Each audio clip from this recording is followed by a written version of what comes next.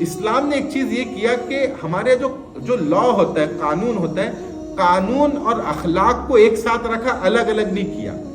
آج دنیا میں جو بہت سارے پرابلم ہے یہ جو لا اینڈ آرڈر کو لے کے، اس میں ایک وجہ اس کی یہ ہے کہ آج کا جو لا ہے، انٹرنیشنل لا ہے یا ہمارا جو ملکوں کا قانون ہے، یہ لوگوں نے اخلاق کو قانون سے الگ کر دیا۔ اس کی وجہ سے بہت ساری پرابلم آ رہی ہے۔ جیسے مثال کے طور پہ کوئی آدمی اگر کوئی عورت سے غلط کام کرے، عورت کے ساتھ زبردستی، زنا بالجبر جو کہتے ہیں، ریپ کرے، غلط کام کرے، تو قانون میں اس کے لیے سزا ہے کہ بھائی اس کو سزا دی جائیں گی۔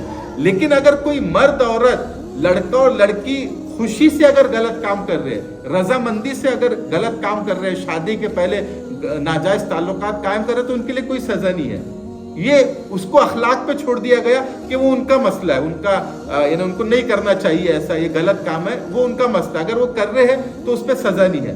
تو یہ لوگوں نے قانون سے اخلاق کو الگ کر دیا، ایتھکس کو، اخلاقیات کو الگ کر دیا کہ بھائی وہ ان کا پرسنل معاملہ ہے، ان کو نہیں کرنا چاہیے، لیکن اگر کر رہے ہیں تو ان کا پرسنل معاملہ ہے، سزا کا اس میں پراودھان نہیں ہے، کوئی سزا نہیں ملے گی ان کو۔ لیکن اسلام میں ایسا نہیں ہے۔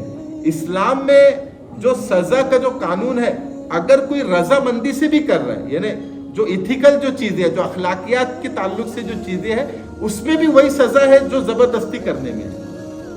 اسلام نے اس کو الگ نہیں کیا۔ تو اس کی وجہ سے کیا ہوا کہ ہمارا معاشرہ پاک صاف معاشرہ رہا، اس میں ایسی کوئی خرابی نہیں آئی۔ لیکن آج کا جو معاشرہ ہے، اس میں دیکھیے آپ کتنی خرابی آ گئی، کیونکہ قانون سے اس کو الگ کر دیا انہوں نے کہ بھائی وہ ان کا پرسنل معاملہ ہے، ان کو غلط کام کرنا ہے کرے، نہ کرنا ہے نہ کرے، ان کے ماں باپ کو ان کو سمجھانا چاہیے، یہ ان کا پرسنل معاملہ ہے۔ لیکن اسلام میں ایسا نہیں ہے۔ اسلام نے اس کو بھی قانونی سزا کے طور پر رکھا کہ اگر ایک لڑکا لڑکی رضامندی سے بھی اگر غلط کام کر رہے تو بھی ان کو وہی سزا ملے گی جو زبردستی کرنے والے کو ملے گی۔ ہاں، جس کے ساتھ زبردستی اس کو نہیں ملیں گی، کرنے والے کو ملے گی، لیکن یہاں پہ دونوں کو ملیں گی اگر دونوں رضامند ہیں۔ اگر غیر شادی شدہ ہے تو 100 کوڑے، اور اگر شادی شدہ ہے تو سنسار کیا جائے گا، یہ سزا ملے گی۔ تو یہ اسلام کی خوبی ہے۔ اور کئی قانون داں جو قانون کے ماہر ہوتے ہیں، جو جوڈیشری کے ماہر ہوتے ہیں، انہوں نے اس بات کا اعتراف کیا کہ یہ اسلام کی خوبی ہے کہ اسلام نے قانون اور اخلاق، لا اور ایتھک دونوں کو ساتھ میں لے کے چلتا ہے۔ یہ اسلام کی خوبی ہے۔ اس کی وجہ سے سوسائٹی میں بہت ساری خرابی آنے سے بچ جاتی ہے۔